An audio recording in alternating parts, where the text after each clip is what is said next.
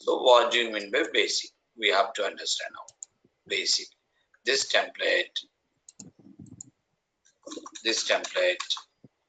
same as empty template. It provides additional folders for client-side programming. That folders are content. That folders are two folders. One is content folder. Another one is script folder. One is content folder. Another one is script folder. Scripts folder. Let me show you the second model called, that is called basic.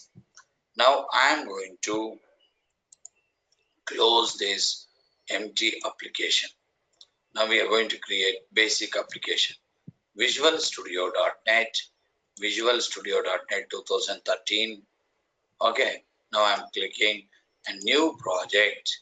Now you are entered into main template. Here you change the name of the application, my MVC application, my MVC application. Let me take it as basic application, some name changing. Click OK. Now it's going to second subtemplates. Here you select it as basic and you can click OK button, and with this process it will create basic MVC web application. It's going to create basic MVC web application. Compared with empty and basic, you will have some default files in basic MVC web application. For beginners, best one either empty or basic. Okay, which will avoid the confusions.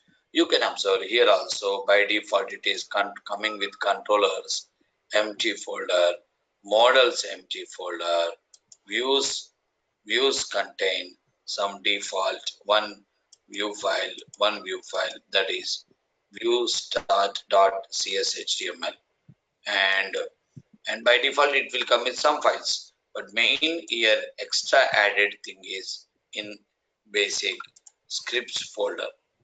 It's adding one folder. What is that? Scripts folder is one new thing which you have here. So what is the script? This template same as empty template, but it provides additional folders for client-side programming. Number one, content. Number two, scripts. Number one, content folder. I forgot to tell you about this. Number two, scripts folder. These two folders are not available in case of empty. Okay, what content folder will contain? What scripts folder will contain? Scripts folder will contain content folder. This folder can contain. Are you able to see my screen, guys? All of you? Yes, sir.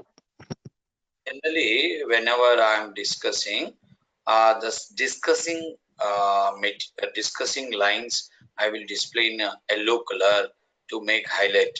Is it comfort for you? Right. Yes. This folder can contain .css files and images. .css nothing but cascading style sheet files, CSS files, and images. Whenever your application is using any images like .jpg, .jpeg, particularly those image files and CSS files should be adding to a folder called, what is the folder name? Content. So content folder should have the image files and .css files if your application is having, otherwise not required.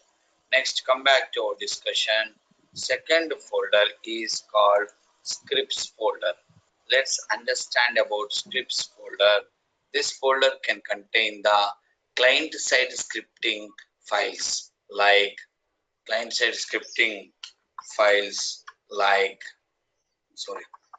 files like JavaScript, AngularJS, or jQuery files. The extension of all these files, extension is .js.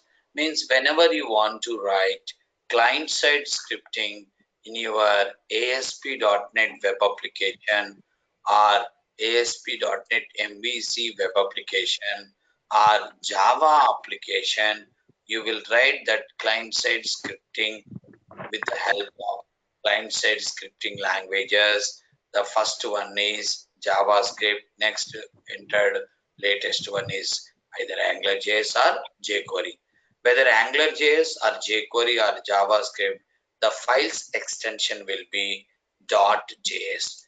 JS stands for JavaScript.